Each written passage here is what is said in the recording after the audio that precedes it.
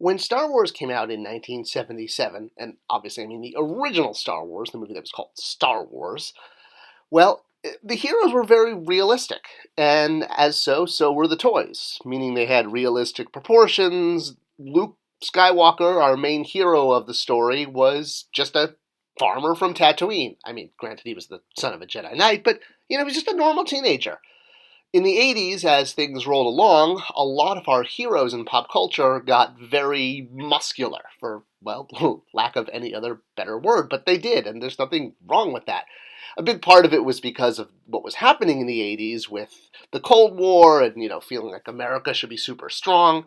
It's any wonder that our toy lines got super strong as well.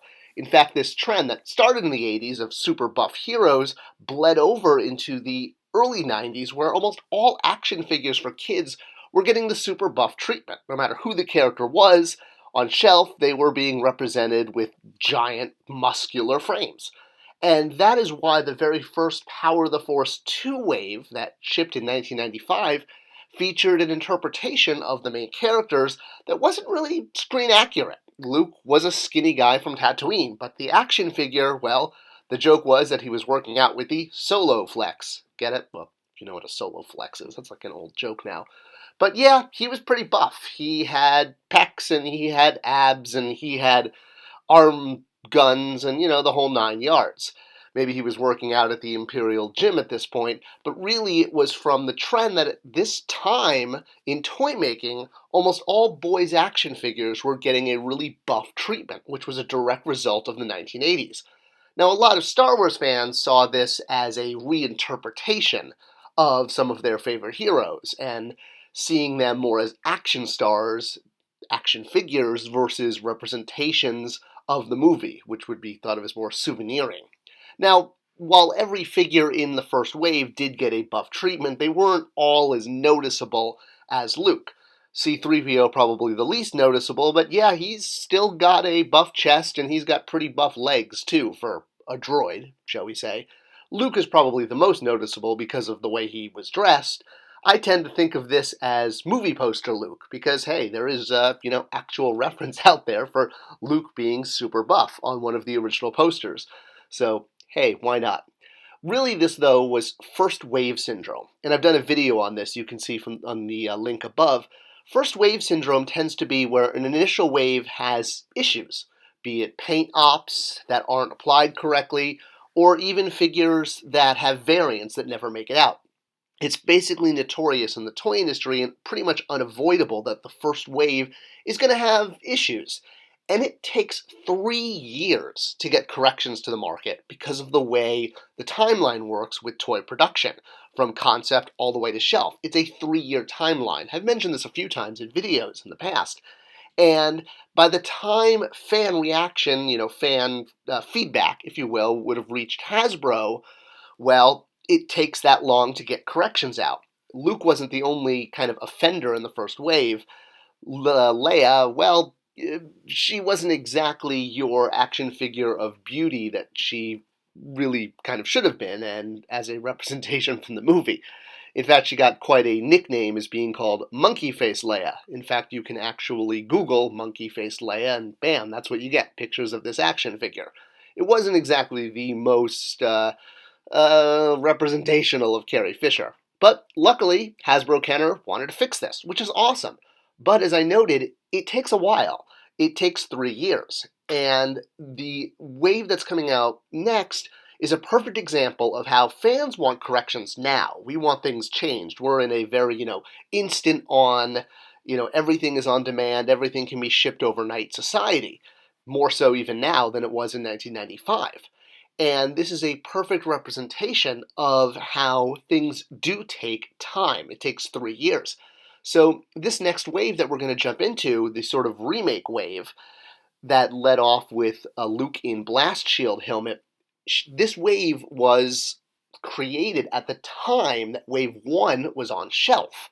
So as soon as Wave 1 hit shelf and feedback was given, this wave started development. And 3 years later, it appears on shelf. So that's a perfect example of the timeline of feedback to toys getting to shelf. There you go. So this Luke was skinnier. He was more accurate. He looked like he did in the movie. He was not super buff. So it was great to get a Tatooine Luke like this. We had gotten a box set version of this Luke in the Purchase of the Droids and the Gunner Station one, which again were probably worked on at the time that Wave 1 was on shelf. This wave came out pretty much at the same time as those two figures. I guess the box set Purchase of the Droids was first to get a skinny Luke.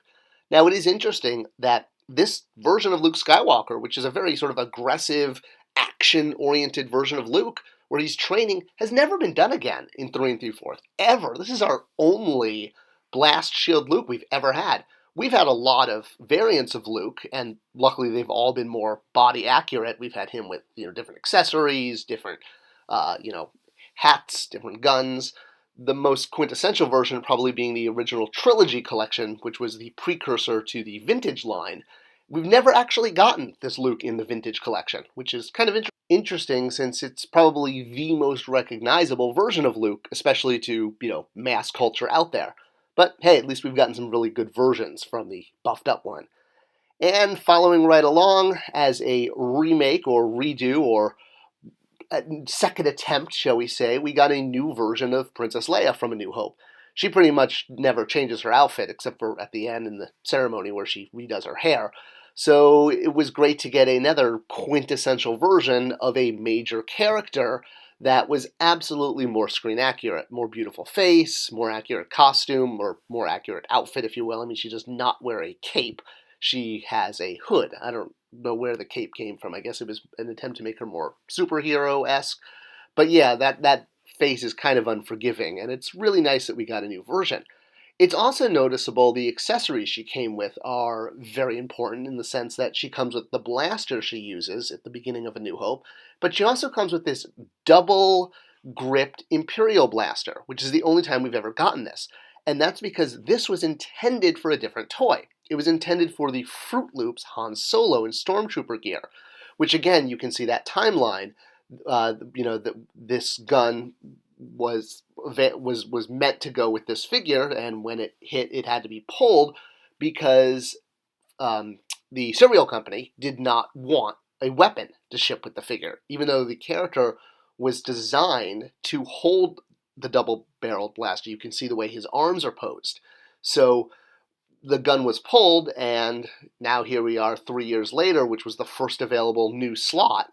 So, again, feedback given from the cereal company, no gun. Well, it takes 3 years to find a place to put that gun in the line. So there you go. Perfect example, again, of that 3-year timeline between feedback, in this case not from fans, but from the cereal company, to finally being able to release it in a toy. So there you have Leia holding that blaster, which, it works for her as well, but it was designed for Han in Stormtrooper gear with the Fruit Loops. Next up, we get to our droid redos, and the droids are popular, especially C-3PO. Well, personally, I'm an R2-D2 guy, and I think George Lucas has said he prefers R2-D2, but don't tell C-3PO. Yeah, C-3PO is one of the best-selling Star Wars figures. He's right under there with Vader and Chewie as far as popularity. And this figure in particular was kind of seen as a remake of the vintage figure because 3PO got one variant in the vintage line, which was the pull-apart limbs with little cargo net. This new version, of course, you could reconnect the limbs and make all, kind of funny versions of C-3PO if you want. But hey, it's great to get C-3PO with a shopping bag so that he could go to Amazon Now or, Barnes & Noble and pick out all of his favorite gifts for the holidays. But really, he's meant to go in the bag, as everyone knows. And this was a perfectly legitimate variant of C-3PO, and it also lined up with the existing variant from the vintage line. 3PO and R2, again, were not the worst sort of violators in that first wave. They weren't, they were much more screen accurate than, Luke, obviously, or Leia with that head sculpt. But again, C-3PO finding a legitimate way to re-release him and get him back on shelf is important because he's not only one of the most important characters in the films, especially the original trilogy, but he's one of the most popular and best-selling. Doing variants of 3PO is tough because he really doesn't change at all in the movies, unlike the rest of the characters that get Hoth outfits and Endor outfits and, et cetera, et cetera. So finding legitimate variants of C-3PO to release as a toy is a challenge, and honestly I applaud Hasbro over the years for coming up with some innovative ways of doing this to update C-3PO and get him out there and, refreshed for a new audience or collectors feeling because they have to own everything, it's just different enough. Hence the red arm that he was given in the Disney movies, which was literally done in order to sell more toys because, hey, variant. Now, the best version of C-3PO with the cargo net, in my opinion, is the version that came as an accessory with a Chewbacca figure from the Gold Card Saga series, which was great because since it was an accessory, not a figure, he was sculpted literally not just to fit into the net, but the way he actually looked in the movie, where you see the wiring and the way that and the parts were designed were sculpted there. It worked perfectly. You couldn't assemble it as a figure on its own, but as an accessory, once you put it in the backpack on Chewbacca, it was screen accurate. So I really still love this figure. I think it's one of the best ones done. You can't attach the arms. You just, the wires are coming out there, but it looks correct to the movie. So, still really enjoy this figure, and I look forward to when we get to reviewing it on this series.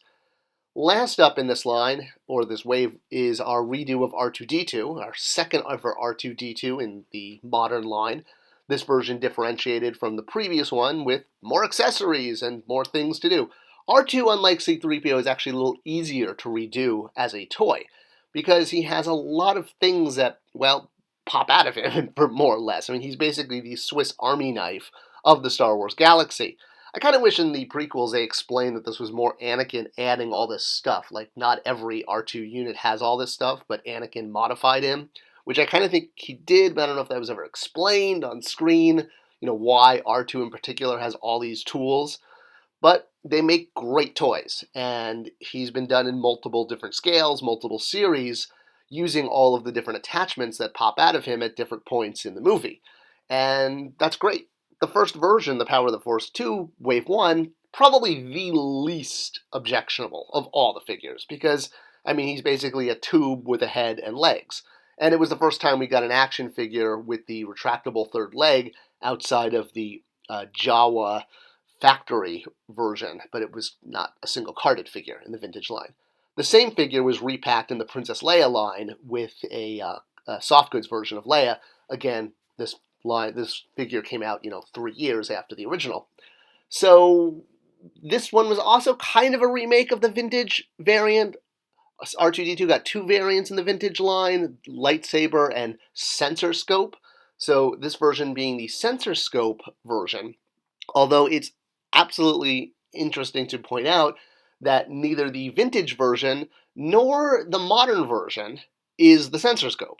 So what popped out of the vintage figure was the telescope, or sort of a periscope, if you will, that R2 uses on Dagobah. You can tell by the triangular shape of the little top part. This is what you're looking at is from Dagobah when he is in underwater and he pops us out in order to see. The sensor scope used on Hoth, which is basically like a sensor dish or a radar dish, has never been done in the 3 3/4 line ever, which is crazy because that's what it was called in the vintage line. In the new modern version, we get the periscope that pops out of the top, probably better because it fits in perfectly because of the triangular base into the head. And then we also get the claw accessory, if you will, that that one, and the buzzsaw, as well as the comlink that pops out, which that's that little one on the left there. So pretty cool. We would get other variants of R2 in Power of the Force 2, the notorious version with hologram Leia. Pretty impossible to find for a long time. This was a holy grail for a lot of collectors, myself included. It took me like years to find this figure from when it was released. But hey, got it. So pretty cool. And R2 would again continue outside of Power of the Force 2 to get lots and lots of figures. And this one, though, would really stand out because it was the first time we had a R2-D2 action figure in 3 3/4 with all these cool little accessories that popped out. Yeah, he had the periscope, like in the vintage line, but we never got one with the claw and the comlink, etc. So that first wave was being redone. Eventually we would get actually all the figures from the first wave redone and done in more accurate screen looks. Chewbacca, Obi-Wan, Vader, Stormtroopers, etc., etc. But this wave was important. I mean, this was historically, when you look at modern Star Wars line, this was the first remake. It was the very first time we got a wave of figures we already had. Now, this would obviously continue and would become actually a mainstay of the line, where it would go from, I have to rebuy the same character, to, let's compare all the versions to the previous version of this version of the character. I said version a lot there. But that would become a part of collecting the line, is doing that. At the time, there was a sense of frustration because we already owned these characters. And it was like, I gotta buy them again? But in hindsight, looking back, it's really good because these were better versions. And it started that trend. I guess, says Obi-Wan, said it best.